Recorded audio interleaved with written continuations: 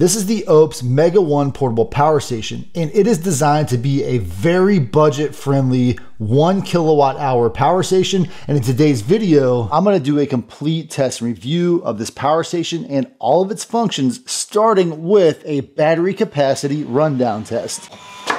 At the end of the test, we'll know how much of that 1024 watt hours was converted into usable energy using the device's AC inverter. Let's talk about some of the Oupes Mega 1 specs while this test is running. The Mega 1 is 11.4 inches tall, 15.25 inches wide, and 9.5 inches deep. The Mega 1 has a pretty substantial array of USB outputs, starting with some substantial 100 watt USB-C power delivery outlets, as well as 4 USB-A jacks. The power station's AC inverter could handle 2,000 watts of continuous load, as well as very brief loads up to 4,500 watts. The DC panel rests right behind this battery capacity tester, and it has one standard 12 volt car outlet rated at 120 watts, as well as two 5521 barrel plug adapters. Before we get too much further into this video, I do want you to know that Oupes sent me this power station for this test and review. That being said, they don't have any control of anything that I say in this video. So if you do appreciate my independent test and reviews of these power stations,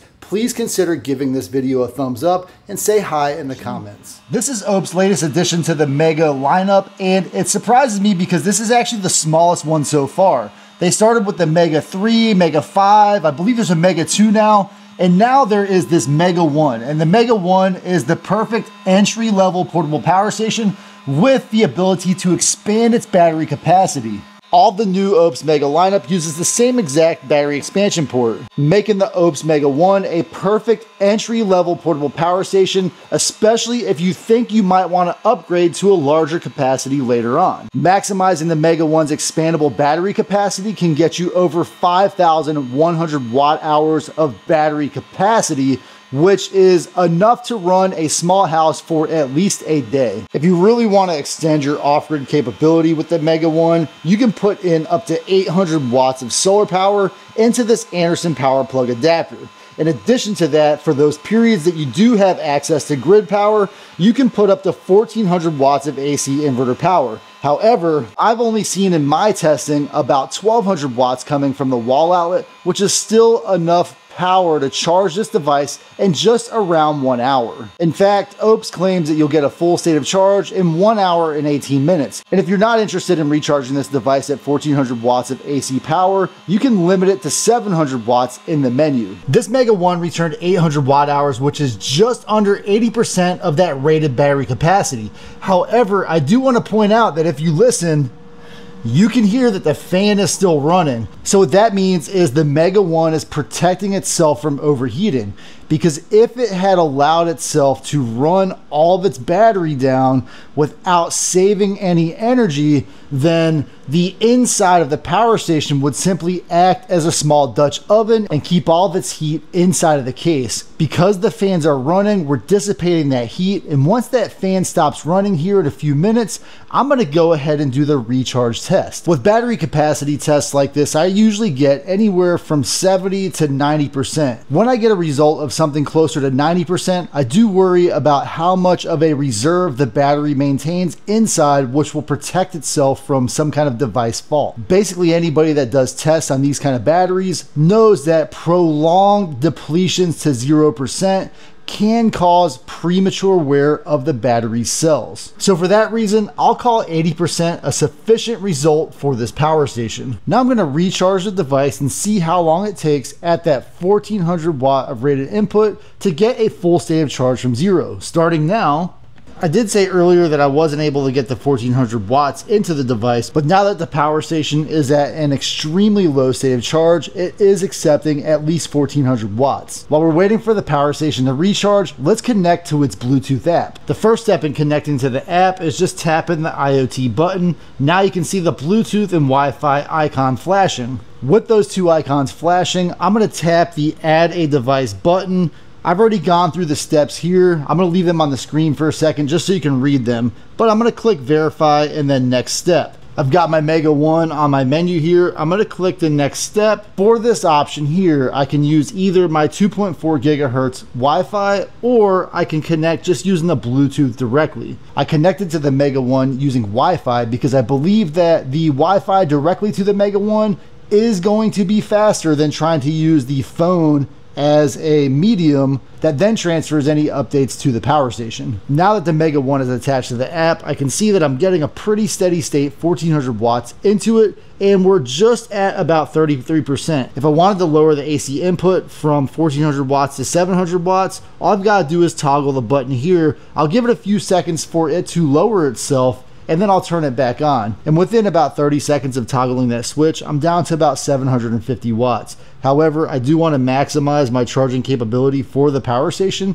so I'm going to go ahead and keep it at its maximum setting. Inside the menu, you can go from Fahrenheit to Celsius. You can change the idle timeout of the power station to never, which is sometimes something that I like to use. The screen timeout, I usually like to leave at never as well for these power station reviews, but I'm just gonna leave everything as it is right now. Continuing with the outputs of the app, I can turn on the USB-C outputs. Very simple tap of a button, 12 volt outlets, and then finally, I did notice if I turn on the AC outlet, listen very carefully. When I turn the AC outlet on, it didn't cause any kind of problem, but when I turn the AC outlets back off, it did temporarily suspend the charging of the power station, which is kind of odd, but it is ramping back up since it went through that. So just to show that one more time, if I turn the AC inverter on, it doesn't seem to impact the charging capability,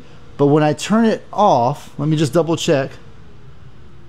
Yeah, it stops the AC charging for a second. Not necessarily a problem, but something to be aware of if you are using this in an off-grid setting where you do rely on grid power and you are going to be running the AC inverter at the same time.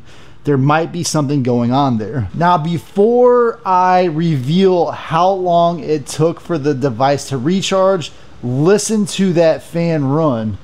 The fans were going essentially full bore. I do understand that putting 1400 watts for that extended period of time is quite a bit of power to be putting into the system, and I don't necessarily have a problem with those fans going at their full speed. And in fact, I can feel that it is pushing air, and so I at least know that it's doing what it's supposed to do, which is cool the battery. So with that being said, with this power station on its maximum charging mode of 1400 watts, it came in at just at 56 minutes. 56 minutes is faster than the claimed 1 hour and 18 minutes, and I wonder if that's a factor of us getting only about 80% from the capacity rundown test. It's way too beautiful outside today to be doing any more testing indoors, and so I brought this power station outside so we can do a maximum AC inverter capacity test.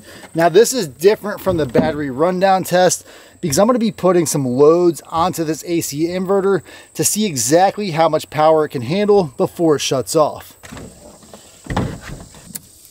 I've got my hot plate and my simple camping Keurig coffee maker.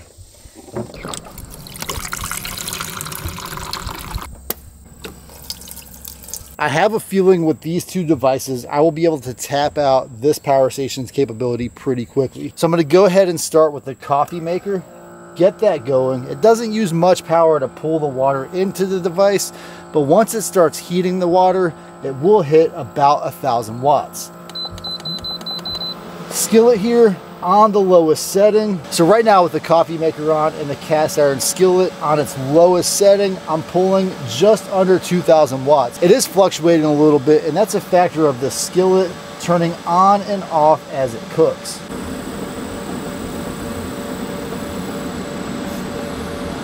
So the coffee maker has finished boiling the water. Now that the coffee maker is just pumping that water out, the output on the AC inverter has dropped down to 500 watts. So I was running a pretty steady state 2000 watts with both of those devices on. I have a fresh batch of water in the Keurig. I'm gonna go ahead and start a second cup, and at the same time, I'm gonna turn up the power, add a little bit more water because I don't want to overload the skillet or burn it dry. And the AC inverter only lasted about 5 or 10 seconds with that extreme load. I think these two devices combined pull about 3,000 watts. Simply turning off the AC inverter and turning it back on will re-begin the AC inverter process. However, with this one, I do want to make sure that I am not overloading this thing continuously, and so I am going to only run one of these two high power devices at the same time. I consider it a win for the AC inverter that it can successfully brew that coffee or run that hot plate at one time.